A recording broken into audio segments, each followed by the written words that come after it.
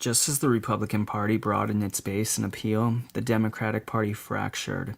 By 1980, except for Jews and African Americans, much of the old New Deal coalition had peeled away. Most white Southern Protestants now voted Republican. In northern cities, many Polish, Irish, and Italian Americans blamed Democratic social and economic policies for urban decay, rising rates of crime and welfare, and the availability of abortion. Republican candidates wooed these previously faithful Democrats into the GOP with appeals for law and order, patriotism, traditional religious values, and tax relief. A growing number of working and middle-class Americans saw the Democratic Party as a tax collector for the welfare state. 69% of Americans polled in 1980 claimed that elected Democrats cared mostly about minorities. Around 2/3 of whites said they opposed special help for minorities, such as affirmative action programs. Democratic members of Congress often added to this perception by describing themselves as pro-consumer, pro-environment, pro-feminist, pro-labor, etc. This emphasis on what is sometimes called identity politics left Democrats without a cohesive framework to compete with the simple mantras such as tax cuts, defense, and opposition to abortion posed by Republicans.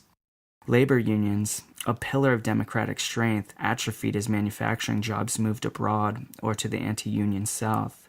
In 1960, 1/3 of non-farm workers belonged to unions. By 1978, less than a quarter of these workers were union members, and in the 1990s, the proportion sank to around 14%. Labor leaders had often been promoters of broad-based social reform proposals such as Social Security and Medicare.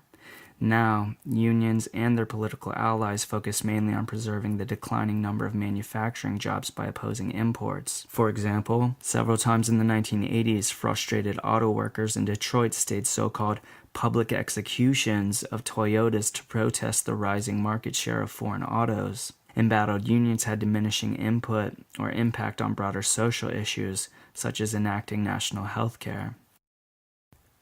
Crime emerged as another wedge issue that pushed Democrat voters rightward. Between 1960 and 1980, the number of reported crimes quadrupled. African Americans comprised 11% of the population in 1980, but perpetuated about 30% of assaults and 62% of robberies. Although most of these crimes were within rather than across racial boundaries, they fueled white fears of black violence. Criminologists attributed the spike in reported crime to many factors, including better reporting, job losses in cities, the large number of single-parent households in minority communities, and the bulging cohort in the 1970s of teenagers and young adults who committed most crimes. Conservatives pointed the finger directly at so-called permissive judges, appointed by Democrats who were more concerned about the rights of criminals than the rights of victims. These judges were described as part of the liberal pathology that nurtured a culture of dependency, tolerating of crime, drugs, divorce, sexual promiscuity, and out-of-wedlock births. By 1980, 83% of the public agreed that courts were too lenient and failed to deter crime. The increasingly conservative Republican Party argued that big government overregulated business, overindulged minorities, overspent on wasteful social programs, overly coddled criminals, and overtaxed everyone. Corporate funding helped spread these criticisms of liberalism and big government. Between 1945 and the mid-1970s, big business contributed money to both major political parties and their candidates. By the end of the 1970s, corporations and their allies lined up strongly behind Republican groups and candidates who promised to slash business taxes, reduce regulations, and curb union power. Corporations and wealthy donors provided a substantial amount of money to political action committees, which could bundle donations from many sources and use the cash to assist sympathetic candidates. Among the most successful was the National Conservative Political Action Committee.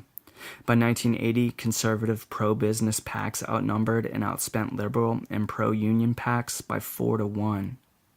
Ronald Reagan proved the ideal candidate to both articulate and benefit from these trends and ideas. On the stump in 1980, he ridiculed Carter's efforts to deal with surging gasoline prices and shortages by asserting that the country did not have too little oil, but, quote, too much government regulation, end quote. He blamed deficits on expensive welfare programs that aided minorities and the poor. The reality beyond the rhetoric is that most social spending went to two popular programs, Social Security and Medicare, both of which helped all Americans over the age of 65. Even if most of these were fake targets and accounted for a tiny part of government spending, his attack resonated among economically stressed white working and middle-class voters. Reagan defeated Carter by a popular vote margin of 51 to 41%. Independent John Anderson took the rest. Republicans won 33 new seats in the House and 12 in the Senate. This gave the GOP a 53 to 47 majority in the upper chamber.